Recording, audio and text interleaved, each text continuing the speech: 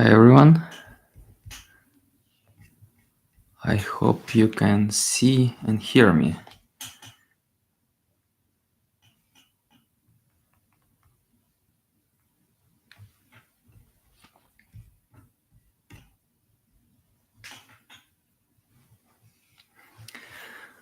Okay.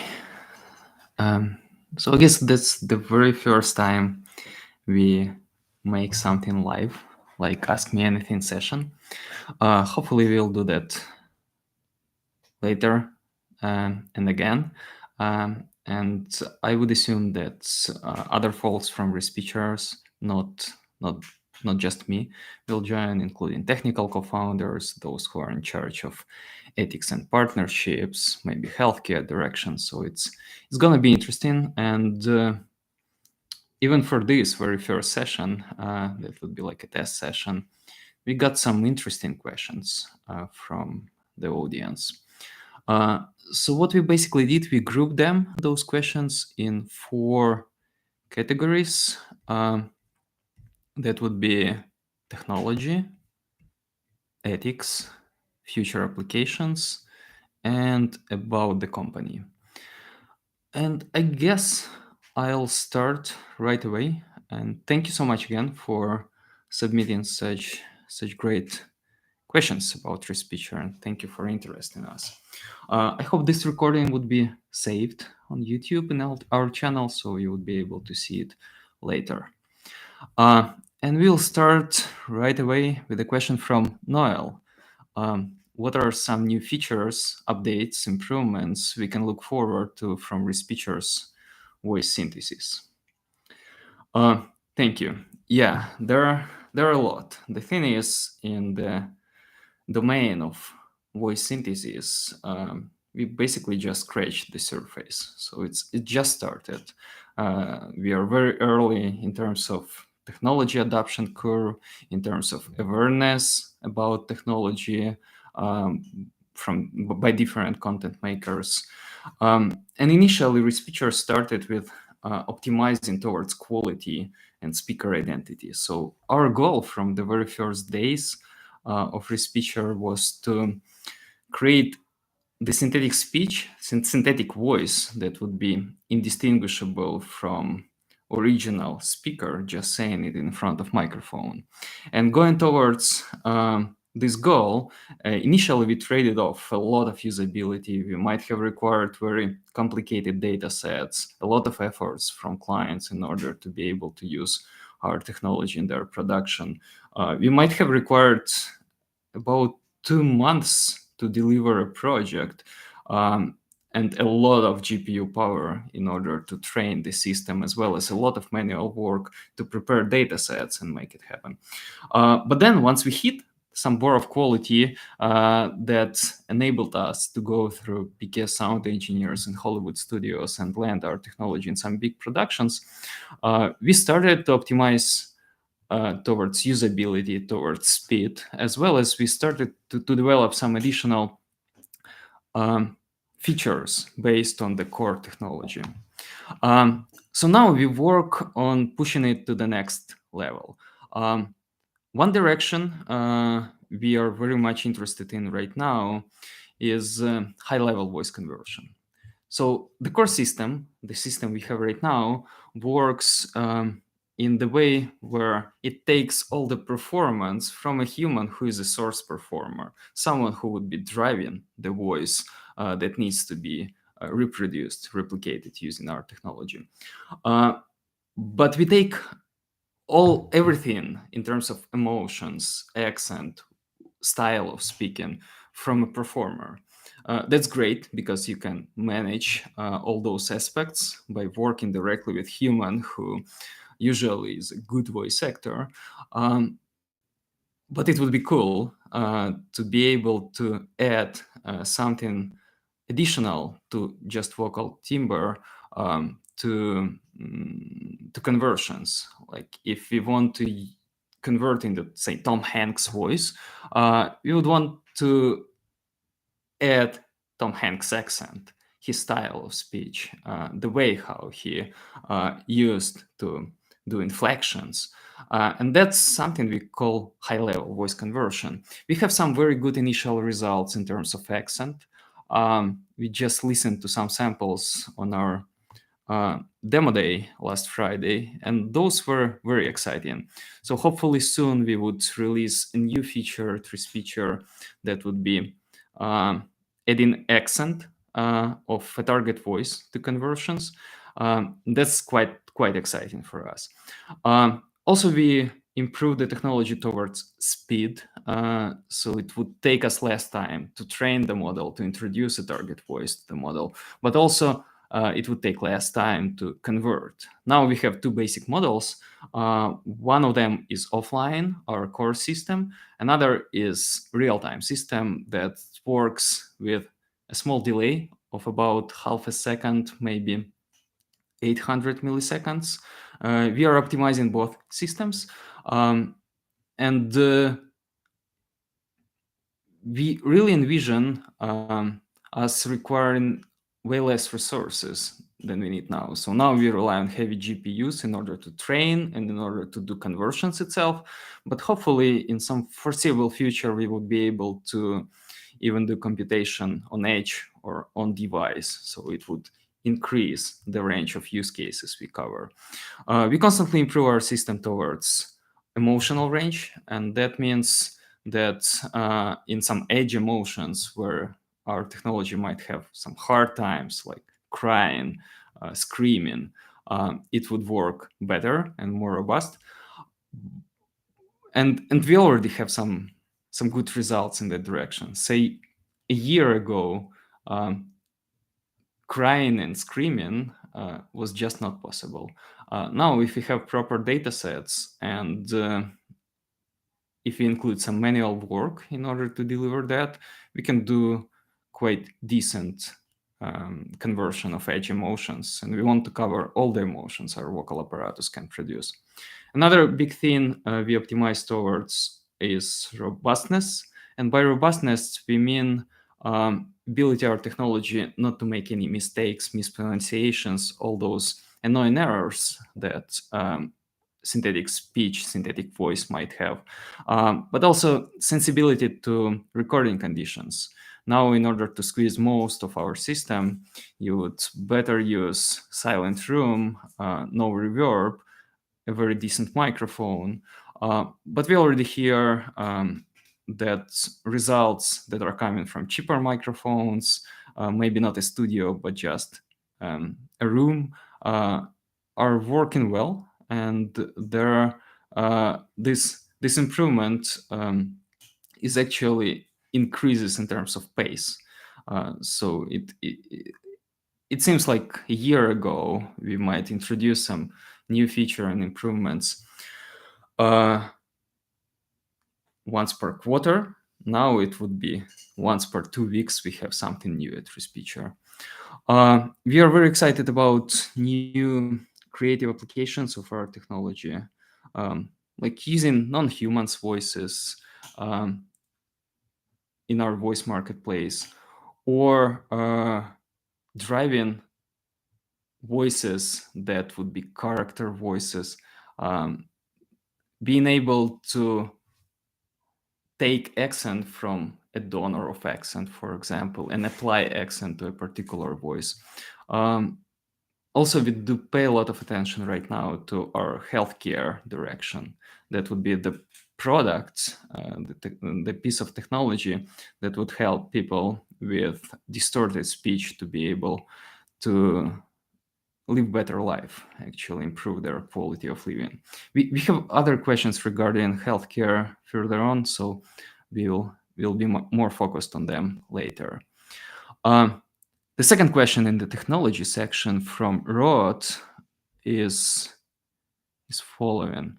What are the limitations of the technology? Examples: emotions, speech impediments, super high, super low registers, specific accents. And he also mentioned Canadian accent. Okay, so we might have some troubles with very extreme emotions. That's true, and that's something we optimize towards on. We are still limited to source performance. So in case if source speaker, source performer cannot do something particular in terms of what is being expected by content creator, the technology would not help much. And hopefully soon we will be able to add some additional features to fix that. Regarding accent, as I said, it's in quite early stages, though samples are quite promising. Hopefully, in November, we will show you a new demo on accent conversion. But now, if you use our voice marketplace and you speak English, it would convert well in your English accent, whether it would be British or Australian, it would be fine. But if you're using other language, say Ukrainian, you would hear some American accent or like general English accent in the output. And the thing is, this part of technology, the voice marketplace product, is basically biased towards accents, towards English. And that means one thing, it's a limitation, but another thing, it can be biased towards other languages. And that means that we might have even more control over accents because you would be able to use different models that have different bias. And that means that you can use the accent in the creative way, how you envision that in the piece you are making. The question from Ken, how long does it take and how much dialogue needs to be recorded to build a clone voice? So currently we ask for about 30-40 minutes of good, clean recording of a target voice, though it's not like we cannot do work with less. In many projects we used less data, and I guess the most extreme project was when we had just 88 seconds of target voice. That was something in Resurrecting domain. So we can work with less data. It's harder, it's more complicated. But if you have half an hour of voice recorded in good conditions, we are good from technology standpoint. The only thing is, we would like to have in data sets emotional range that would be similar to the emotional range we would expect in the output. So if you want your character to sing or scream or whisper, it's better to have this stuff in the data set. And also specifically about singing, if you train the system on just speech, we can make it sing. But our singing voice is usually very different from our speaking voice. And if you want to reproduce an original singing voice, it's better to have a separate data set of singing a cappella. So we would be able to train a separate speaker on this data and just treat singing voice as a different voice. And the same stuff we are doing with different ages. So we have projects when in a film, you would need a character to be in like 3 different ages. And we have recordings of this person from 40 years ago, from 20 years ago, and from 5 years ago. And in that case, we would also train 3 separate models and just treat all those voices as different speakers in order to convert in this exact vocal timbre. Question from Tur. Do we have demo availability in Git? No, we don't. Our demo available, if you want to try our technology, you can use Voice Marketplace. And with the recent update to the Voice Marketplace, you don't even need to enter your credit card, and you can do 15 minutes of conversions. You cannot introduce any target voice in the system. The Voice Marketplace product is limited to library of voices, and we are not envision ourselves to put the technology on Git so it would be accessible for everyone, because it basically contradicts our ethics statement, because when technology like ours could be available and we have no control over how it's being used, it might and most probably fall in wrong hands, and people would use it for could use it for bad purposes. When Respeecher works, the first question our team asks whether a client has permission and consent from target voice owner or their estate and family if they're deceased, in order to even start exploring the project. So that's very basic part of our ethics statement. And we say no to many projects because of not clear situation with rights or permission. And in case our technology is just available on Git, it's not something we want. It's not about restricting creatives. We've been investing a lot into bringing this very heavy technology that's been in use only by Hollywood studios because it's heavy and expensive to small creators. And it's been a roller coaster to get there. And now we found out the way to do that via the voice marketplace. But in case you have an exciting project and you're a small creator and you don't think you can allocate any close to a studio budget to your piece, we have a special program at Respeecher called Small Creators Program, and you can apply your project there. And usually we do 1 or 2 projects like this per month, so we can drop our fees or meet your budget and basically invest with you in this project if you like it, if it's ethical, and if it's ideally it showcases some of the amazing features we just introduced in our product. Daniel asks, for many people like me, psychological medical conditions affect our ability to use our natural voice online, which creates major drawbacks in modern day to life, both recreationally and professionally. I feel AI tech like Respeecher will heavily benefit people like me. However, regional accents are extremely important to self-identify. For example, if I were to speak with non-British accent, it wouldn't feel like me as a British national. What are your goals and prospects with implementing voice variation and accent variety for local small-scale budget use cases of Respeecher? Okay, there are 2 questions basically. Medical condition and where the technology can help there, and accent. And we have response to both of them. So in terms of medical conditions, it really depends on what particular medical condition you have, but currently we have good results with helping people with speech disorders, those people who went through throat cancer and can speak, can produce sounds with their voice, but they do not sound good. And by applying our technology, including real-time version of our technology, we can basically make it sound better. And we are very, very excited about hearing the warm feedback from patients with such medical conditions on results and how the technology could change their life.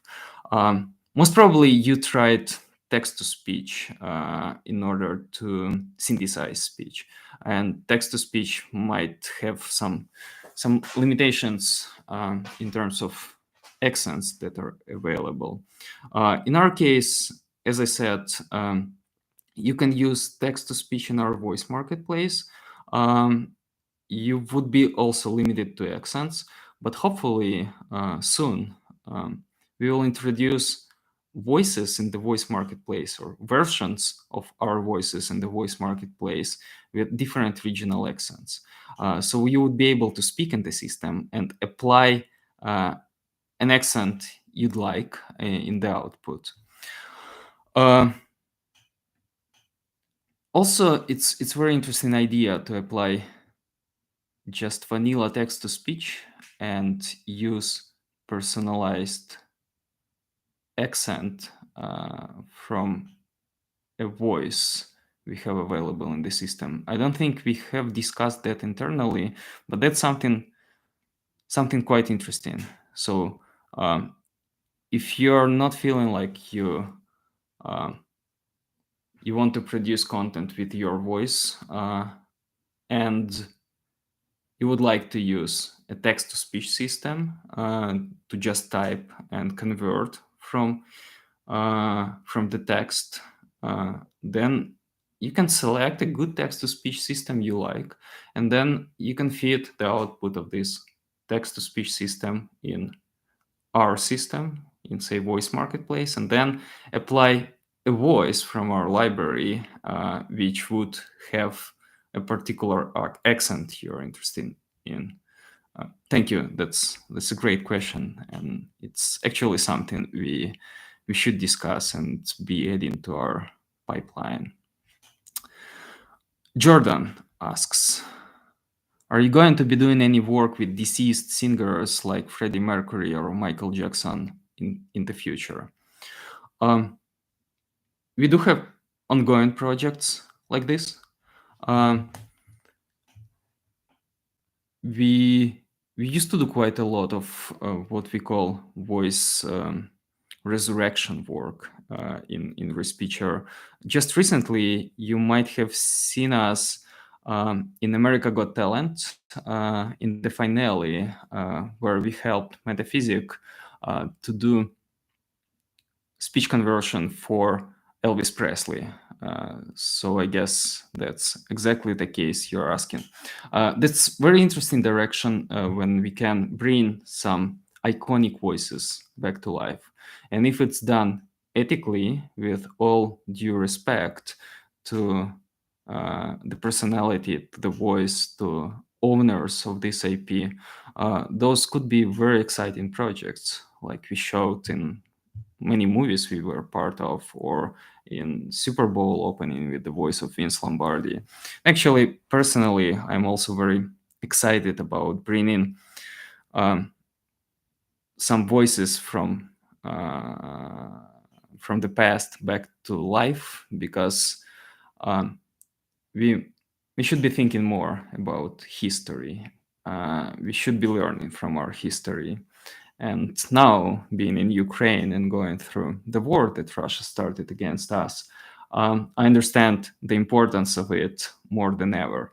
And the thing is, history is not something very attractive to people now, especially to youth, because we used to bright pictures, we used to something that's very entertaining. It's really boring to watch some old movies, right?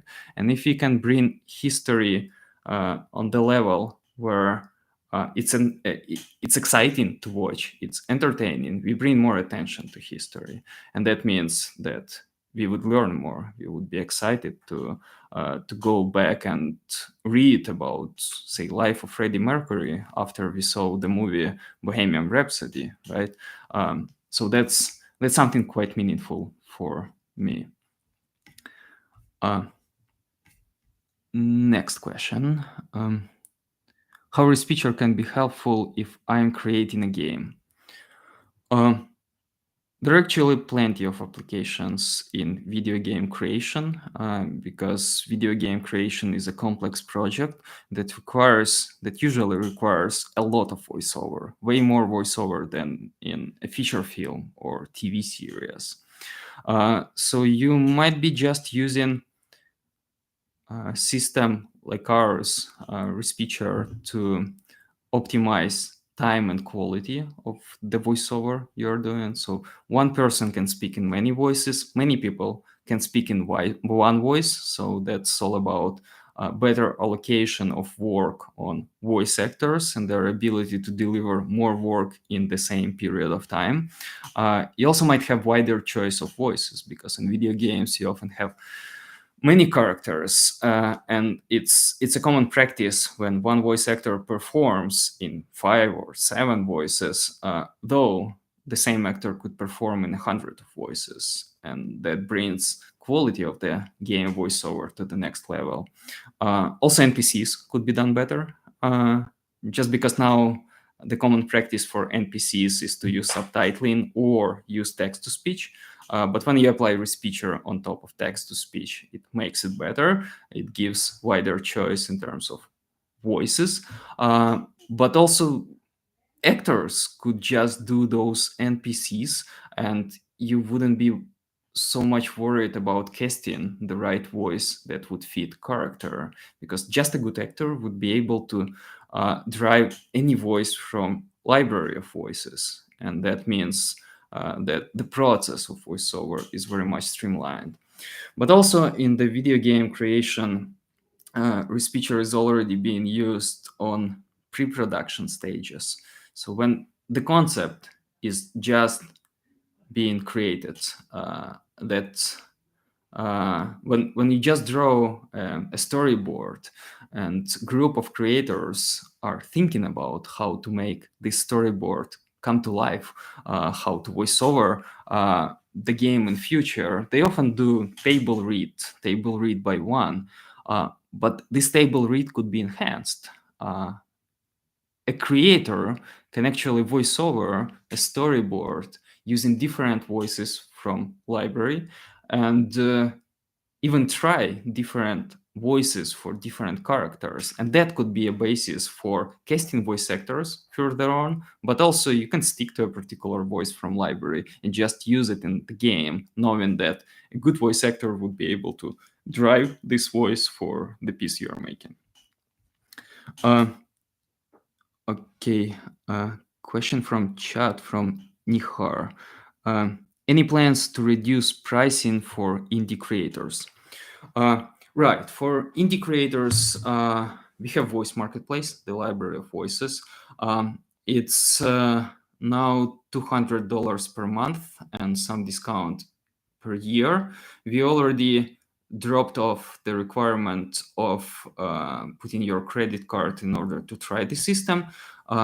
In the next 3-4 weeks, we are planning a new release that would have other pricing options. So the smallest pricing option most probably would be a low double digit in dollars for limited scope of conversions. So you would be able to use it for 20, 30, or 40 bucks to be defined. Then the second pricing tier would be close to what we have right now. And then we would introduce some limits in terms of amount of conversion for this pricing tier. We would have one unlimited pricing tier, and we're also thinking about adding ability to buy package of minutes of conversion. So you would be able to just extend whatever pricing tier you have with additional minutes or hours of conversion. So it would become more affordable for small creators. And again, it's been roller coaster for us to bring in to life for small creators and make it a self-serve model. The system is still heavy, and it's associated with some significant costs, computational costs. And we had to put this pricing tier in order to build an initial community in the voice marketplace of folks that would be able to invest in technology like ours, because it can drastically change the process of content creation and provide us the feedback required for building better product. Now we are at the stage where we know how the product should look like. We know some bottlenecks and limitations which we are solving, and we are ready to scale. And as I said, in just several weeks, there would be some additional pricing tiers. Let me check other questions from chat.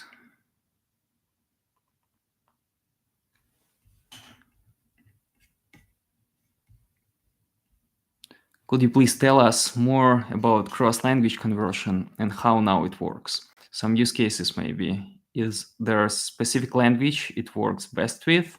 And what do you need to make cross-language conversion from English to Spanish, for example?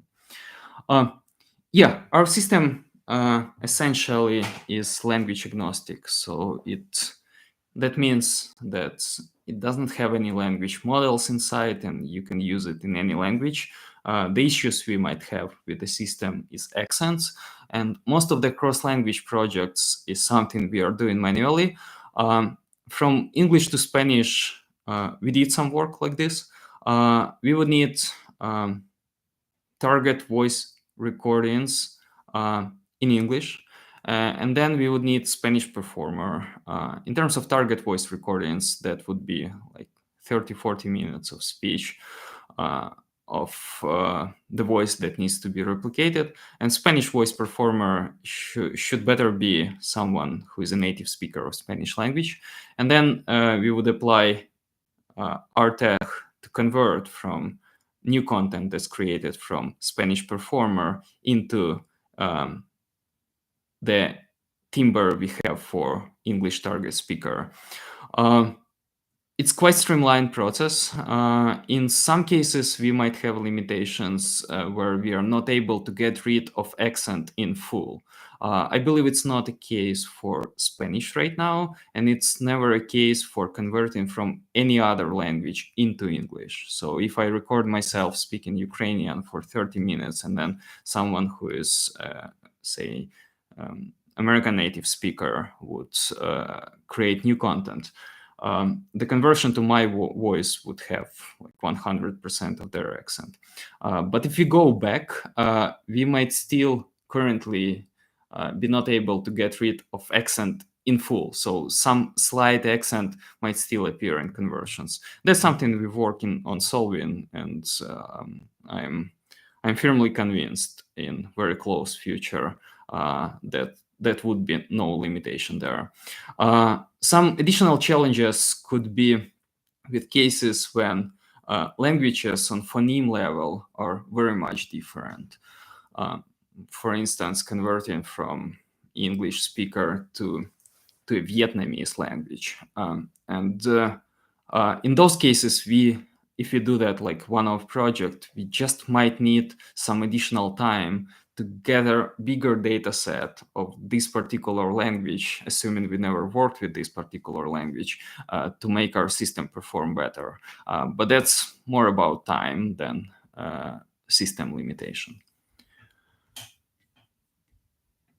Okay, so from the technology category, we are done. Next part is ethics. Mira asks, what are the current boundaries of deepfake audio technology? Okay, there are a few of them. Those that companies like ours who create synthetic audio put in place, like ethics statements, and legislation, basically. It's not okay to use someone's voice without their permission. It's not right, and it's against the legislation. You cannot use someone's identity, someone's IP, without their knowledge and without them approving that. We are not allowing, as I said, to use our technology and our services if you don't have permission from target voice owner.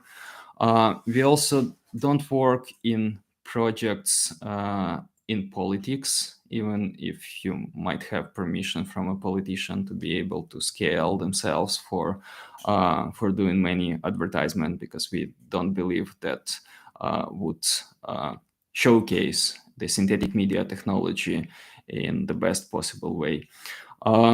We also work with clients we trust when we introduce particular voices to the system, and that's usually big studios.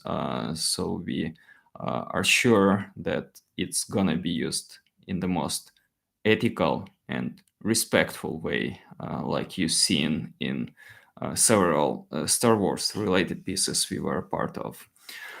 And many other players in the industry, they put very similar ethics codes in place, and that's extremely important because technology of synthetic media is in general in very early stages, and as most of other technologies, it might be misused. And that's our job to ensure that technology we created is not being misused and we have control over that. But also, it's our job to educate the global community, global society about the fact that those technologies exist. All technologies are being commoditized over time, and that means that in several years, anyone would be able to create the quality of the sound Respeecher creates today. And we should be ready to some cases of misuse of the technology. And that means that all the protection that would be put in place, including deepfake detection algorithms, including watermarking, those are things we also work on. Those limitations, those boundaries would not protect us in full. And what would protect us in full from misuses of synthetic media technology is the way how we treat information. So we should be reasonably skeptical to what information we consume. We should think about trusted sources of information. And that's just common sense. It's not about technology. It's just about the way how we consume the information. And a good example could be, say, dinosaurs in Jurassic Park, right? When we see dinosaurs in Jurassic Park, we don't think that dinosaurs exist. That's a creative project. And why we don't think that? Because we understand that there are techniques that allow filmmakers to put dinosaurs in their movie. And now, when we would understand, most of us will know about synthetic media technology and understand that visuals can be manipulated, and voice could be manipulated. We will just treat the information in a different way. And Respeecher invests a lot into bringing awareness about the technology existence to global audience, including the work we are doing for studios. So we push hard for publicity rights, for case studies, for being able to tell what exactly been done there, because it directs attention of global community and people pay more attention to technology, and it's inevitable makes them think about some potential misuses of technology. And that would mean that we are on the right path of understanding how we can make synthetic media, and then we would treat information differently. Other questions in ethics: why is permission needed? I guess we covered it. Permission is just needed because if you want to reproduce someone's voice, you would use their intellectual property. Voice belongs to a particular person, and this person or those who owns the rights for this intellectual property should give you permission and consent in order to replicate this voice. Who owns the AI voice? In Voice Marketplace library, voices are owned by Respeecher. Content maker, who is a user of Voice Marketplace, is being licensed, and content maker can use what they produce using our library in their pieces, so they get a global license. So they own particular content that's being created in a particular voice. In all other cases, when we create specific models for clients, voice owner or their representative, they own voice. And that's the only way how it works so far. We don't own any voices aside of voices you have in Voice Marketplace library, and we license to creators. Another question in ethics: why don't you make it available to everyone? Again, because of protecting it from any potential misuse. We don't want our technology to be used without those boundaries to be in place I mentioned before. Another section: future applications. can you tell me more about your new healthcare direction? How is technology helpful? Uh, Look, once we created the very first versions of Respeecher, we were thinking about very different use cases, and healthcare use case was among those. So we thought about those when we just made our very first presentations. It was already in place there. And the idea there is to help people who have speech disorders to be able to improve quality of their life, because it's often a case when with a speech disorder caused by different medical conditions, people can speak, but it's really hard to understand them. And we hear cases when patients say that they have to repeat whatever they say 4 or 5 times in order to be understood on a phone call, including on a phone call with their doctor. So early this year, in February and March, we our technology finally made it to the robustness level where it would make sense to try it. And we tried it on people who have laryngectomy, on TEP speech. We got some initial results that were promising. We started to conduct trials with real patients, with 2 universities from UK and from the US. And now we've found out what are the limitations, what needs to be improved. Luckily, everything that needs to be improved in the healthcare direction is very much correlated with the general scope of improvements we are introducing to Respeecher, including real-time system, including ability to get conversion happen somewhere closer to patient on device or on edge, get rid of internet connection and cloud. Our team is very much excited about this direction. We will invest more in it. We are still defining the path in terms of what would be next. So we started with particular very limited scope of patients with particular diseases, but the tech would be helpful for various cases. And we currently explore that. We start cooperating with people from the community that used to build different products in order to help those patients. We will be doing more in this direction, and soon, within a week or two, you will see a very interesting case study on our website. And feel free to subscribe to our newsletter. We don't use it much in terms of spamming you with information. We send a newsletter once per month or even once per 2 months. But you will have the very new information about what Respeecher did.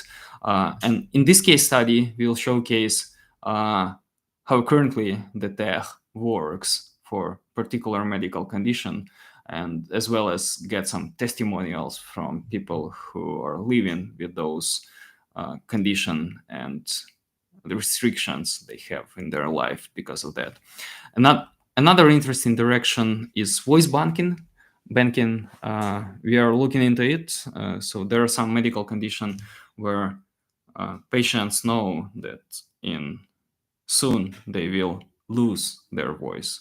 And we have many requests like that.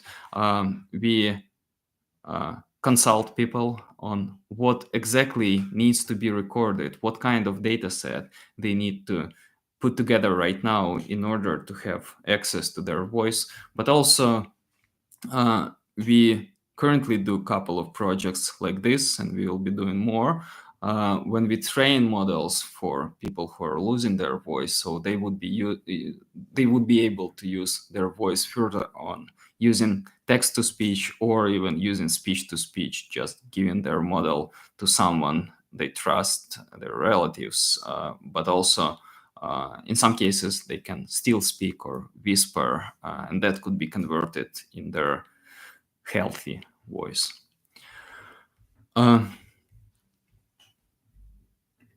Okay, let me quickly check questions. Yeah, question from Tony. Did you ever did AI voiceovers for books? Yeah, we did audiobooks. We just recently did an interesting audiobook for a YouTuber, Jolly. That may be the first audiobook that was done using speech-to-speech synthetic voice technology. We have a couple of projects in long-form content, including audiobooks, and that's very exciting direction because I mean, text-to-speech has limitations. Being able to voice over the audiobook to the way where you would listen to it and it would sound just natural, right? And those limitations are not just about prosody. Those limitations are also about some particular inflections, some human touch, ability to change style depending on character, something that voiceover actors do when they voice over audiobooks. But what can our technology, speech technology, bring to the table is ability to change one voice actor's voice who voice overed an audiobook in a different voice, in many different voices, including just making an audio drama from one performer, not just a simple audiobook read, including famous voices. So some of us might want to listen to an audiobook voiceovered by Tom Hanks, and he might not be able to record all the audiobooks we want to listen in his voice, but he might be willing to do that. And in case he's up for it and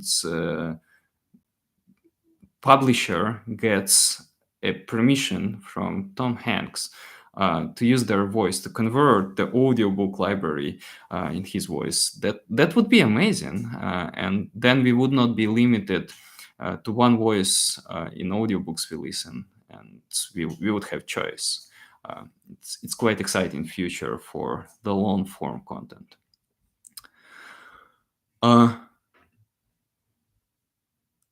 Question from Rath. Can you please explain how your technology is better, different from text-to-speech? Okay, so there are basically two ways how you can synthesize speech. The most popular is text-to-speech, and we used to hear text-to-speech everywhere. So we know those Alexa speaker, we know Google speaker, we know chatbots that are using text-to-speech. The thing is, text-to-speech technology is somewhat limited to language models. It works in vocabularies and words domain. It often struggles with some names, some unusual names, some names that text-to-speech does not know. It often struggles with languages where there is no language corpus built yet, with languages that are dying right now, so fewer people are speaking this particular language. It's really hard to get text-to-speech work there. But also, and the bigger issue with text-to-speech, that it's limited in terms of performance. So if you look for like the best text-to-speech out there, you might find system that would be biased, say, towards advertising, right? And they do very good advertising prosody, and it sounds very natural, but you don't have control. You cannot make it in different emotions. You can make text-to-speech sound sad or excited or calm, but that's it. That's very limited thing because comparing to what we can do with our vocal apparatus we have been born with, it's basically nothing, because all those tiny inflections, all those things we can just produce naturally, and we can be guided how to produce could be just done by human, and that keeps human touch. And that's where speech-to-speech technology comes in, because the performance could be taken from human, and the director of the movie could say to the voice actor, just say it with a bit more warmth. Can you add some violet notes to this particular line? And a human would understand and would make it. You cannot say that to text to speech.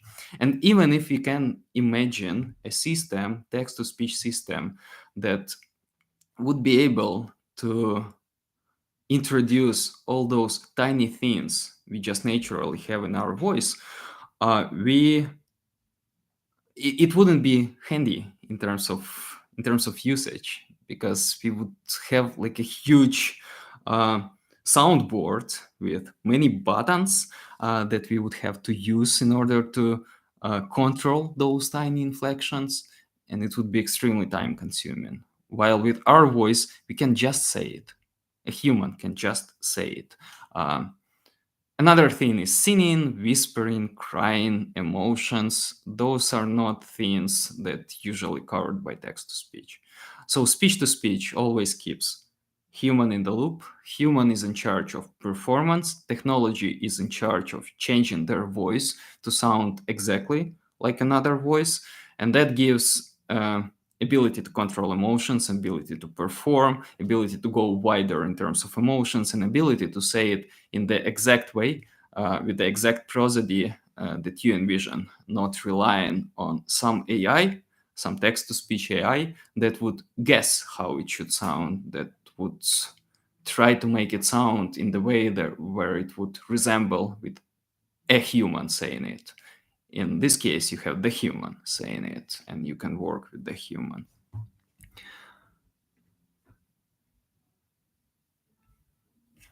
Okay, let's jump into another section about the company. We have question from Sergey, and it's in Ukrainian. Чи є в компанії потреба у саунд-продюсері з 20-річним досвідом? Якщо так, як саме та з ким можна про це поспілкуватись? Дякую. So the question is whether we hire and we have openings for sound producers with 20 years of experience, and if so, how to apply. Yeah, usually and often we have openings in our delivery team that consists of sound people with golden ears who are able to work with our technology and know what the sound is. You can always send us your CV to info@respeecher.com or reach out directly to Vitaly Knir, our head of delivery, better on LinkedIn, and he's the one who is in charge of growing the delivery team. And it's really cool to work with sound folks, sound people from Ukraine. We have so many talented sound engineers, and that's also very exciting that we can help them bring their skills and expertise to the next level, to make them part of big projects like we had with Obi-Wan and Book of Boba Fett, when a sound engineer from a small city near Mariupol who had limited access to jobs because there are not that many production happening in Ukraine, became part of the team and soon was in charge of some of the most iconic voices in content creation universe. Please write us if you're looking for a sound job. I'm sure we have right now openings in the delivery team, so please reach out. Can you tell the story about the company when it was founded? How did you get the idea? The company itself, Respeecher Inc., was founded back in 2018, early 2018. But before that, for several years, we were playing with the technology and the concept in pet project mode. And initially, the idea came up on a Grammarly hackathon.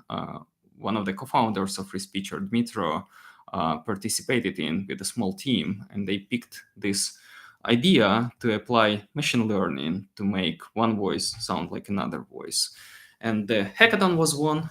We started to look into some potential industry applications of the technology. We thought that there is an interesting niche for product and services built in speech-to-speech domain. We heard some initial feedback from filmmakers, mostly from Ukrainian filmmakers on initial stages. And we understood that they are looking into synthetic voice, but the limitations that are in place are quality of the sound, roboticness of all the solutions they tried, inability to control performance, all those things that make speech-to-speech technology stand out from many text-to-speech technologies in the market. So we thought there is an opportunity. We also found out that it's an exciting technical challenge to make this happen, and it unites great minds. Therefore, we were able to create an initial team of very talented people from deep learning area, from machine learning, in order to solve this problem. And then in 2019, we already had our first Hollywood movie. We became a part of Techstars Leaf Labs Comcast Accelerator. We raised few rounds of investments. We grew our team. Now we are 42. We keep growing. And now more than ever, we are very much excited about the technology applications and how it changes not only content creation world, but many other amazing use cases, including healthcare, including ensuring that small creators with very limited budgets would be able to use the Hollywood-grade technology in their acquaintance. That all drives us to grow faster, no matter what.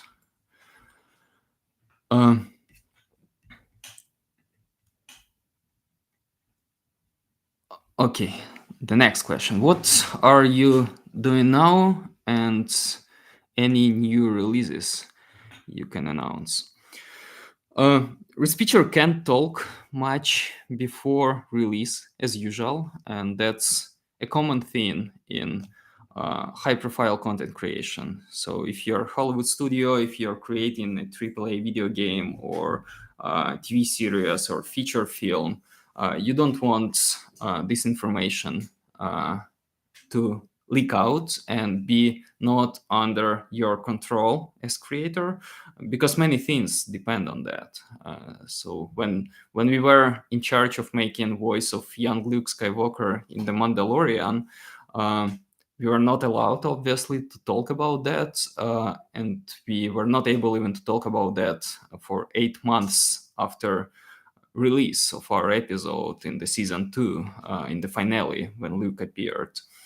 It could be annoying because it's really cool to share some amazing projects we are part of, but also it has an interesting bright side, because that way we can first surprise audience with content creator, but secondly we can see what was reaction on the sound, and in most cases people don't notice any synthetic sound in our synthetic speech. It just sounds like it was recorded in front of microphone, and it's very exciting to see that the technology we invested a lot in terms of time, in terms of money, in terms of efforts of a very talented team is capable of of doing. But we can say that in a couple of weeks, a very big game will be released with our work. Respeecher will be credited there, so we would be able to tell it, and you will see it once you play the game. We do work right now on project for a big YouTube channel with double-digit million subscribers. It's gonna be educational and entertaining. Uh, we start work for interesting project in audio restoration domain, where we would restore content produced by a famous scientist. Most of you most probably know. And the quality of this content is not good. It was not recorded properly. And here we apply a lot of fresh things from our R&D in order to do not just voice conversion, but neural restoration, where we would use original damaged, corrupted content to drive the model of the voice from other pieces of content they created back then to restore it, to make it sound good and joyful to listen to. We have several activities in our Speak Ukrainian campaign, and this campaign is about enabling famous people to say their words of support to Ukraine in Ukrainians in our language, in Ukrainian. It's very meaningful work for us. We are calling celebrities, famous people, to say something to our nation, to people who fight for their existence and defend some values the world, the sane world shares, like democracy, like right for choice, right of decision, right of defining their future. And the project is about enabling someone who does not speak Ukrainian to speak Ukrainian. We'll release a couple of videos in Speak Ukrainian campaign very soon, in a couple of weeks. And we already released some, so you might have seen an actress from The Orange is the New Black, Abby, saying encouraging things, words of support to Ukrainians. We did also this for mother of Elon Musk, May Musk, and it's really warmly accepted by people in Ukraine, so it's really meaningful. Also, we have a couple of anonymization projects for documentaries. Those are cases when you need to hide speaker identity, and in cases in investigatory journalism, it could be really important because you might need to interview a victim of a crime, and they wouldn't feel comfortable to reveal their identity. And usually filmmakers just hide them visually by using some counter light, so you wouldn't be able to recognize a person. And usually people in documentary filmmaking, investigatory journalism used to apply very heavy voice morphing techniques, which do not sound good. They hide a lot of content. They hide a lot of emotions. With our technology, it could be applied to use original voice of those people and get it converted in another voice. So their voice identity would be completely hidden, but all the way how they said things, their testimonies will be remained. And also for all the investigatory journalists, all the documentary makers that are doing work for pieces where victims of war crimes in Ukraine because of Russian aggression are in presence and you need to hide their identity, we are committed to do that pro bono. We also work on big musical biopic right now. It's really big. It's very exciting. The release will be in 2023, but our technology would be used in the whole film, across the whole film. It's really exciting team, really really cool project. One of the biggest right now we have.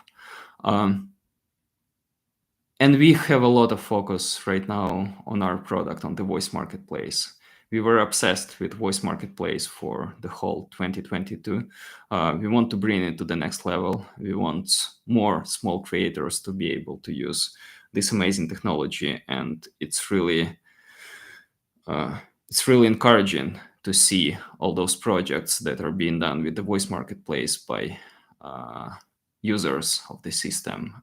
They do amazing things. They sing, they voice over educational content, they voice over animation. They do it from their basement. It's really exciting. It's getting to the world where creators would start competing with their ideas, not with their budgets, and that's an interesting world, the world I'd personally like to live in. So I guess we are through. I don't have any more questions. So that's the time to say thank you. Sorry for any glitches you might have noticed. That's very first live session Respeecher ever did. We hope to do more in future. We hope to bring more people from Respeecher team that have way deeper knowledge than I am into technology or sound. We'll announce it soon, and feel free to subscribe to our newsletter. And please follow us on social. We try to post many exciting things and really cool projects there. Thank you so much. Have a good one.